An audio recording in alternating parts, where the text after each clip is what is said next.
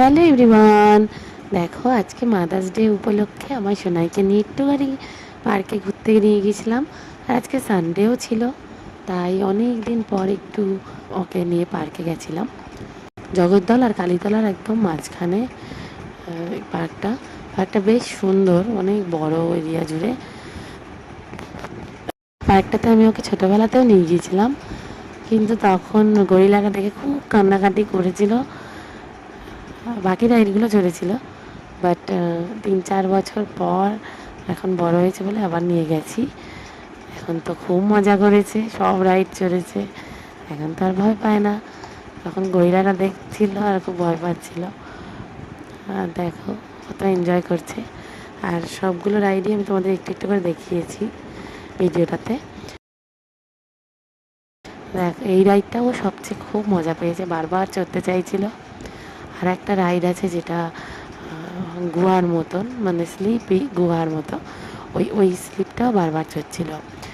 আর সব রাইডই পার্কটাতে ভালোই আছে, মানে খারাপ হয়নি। একটা রাইড শুধু ভেঙে গেছে, তা খুবই মজা করেছে। দেখো তোমরা, দেখো দেখেই বুঝতে পারছো কত এনজয় করছে। তারপর আমি চুরমুর খেয়ে নিলাম, আর তারপর আইসক্রিম খেয়ে বাড়ি চলে এলাম। Thank you. হ্যালো এভরিওয়ান, দেখো আজকে মাদার্স ডে উপলক্ষে আমার সোনাইকে নিয়ে একটুখানি পার্কে ঘুরতে নিয়ে গেছিলাম। আর আজকে সানডেও ছিল, তাই অনেক দিন পর একটু ওকে নিয়ে পার্কে গেছিলাম।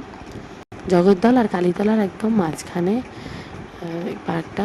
পার্কটা বেশ সুন্দর, অনেক বড় এরিয়া জুড়ে। পার্কটাতে আমি ওকে ছোটোবেলাতেও নিয়ে গিয়েছিলাম, কিন্তু তখন গরিলাটা দেখে খুব কান্নাকাটি করেছিল। বাকি রাইডগুলো চড়েছিল, বাট 3-4 বছর পর এখন বড় হয়েছে বলে আবার নিয়ে গেছি। এখন তো খুব মজা করেছে, সব রাইড চড়েছে, এখন তো আর ভয় পায় না। তখন গরিলাটা দেখছিল আর খুব ভয় পাচ্ছিল। আর দেখো কত এনজয় করছে। আর সবগুলো রাইডই আমি তোমাদের একটু একটু করে দেখিয়েছি ভিডিওটাতে। দেখ, এই রাইডটাও সবচেয়ে খুব মজা পেয়েছে, বারবার চড়তে চাইছিল। আর একটা রাইড আছে যেটা গুহার মতন, মানে স্লিপই গুহার মতো, ওই স্লিপটাও বারবার চড়ছিল। আর সব রাইডই পার্কটাতে ভালোই আছে, মানে খারাপ হয়নি।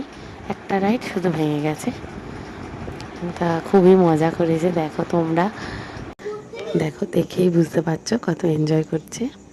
তারপর আমি চুরমুর খেয়ে নিলাম, আর তারপর আইসক্রিম খেয়ে বাড়ি চলে এলাম। Thank you.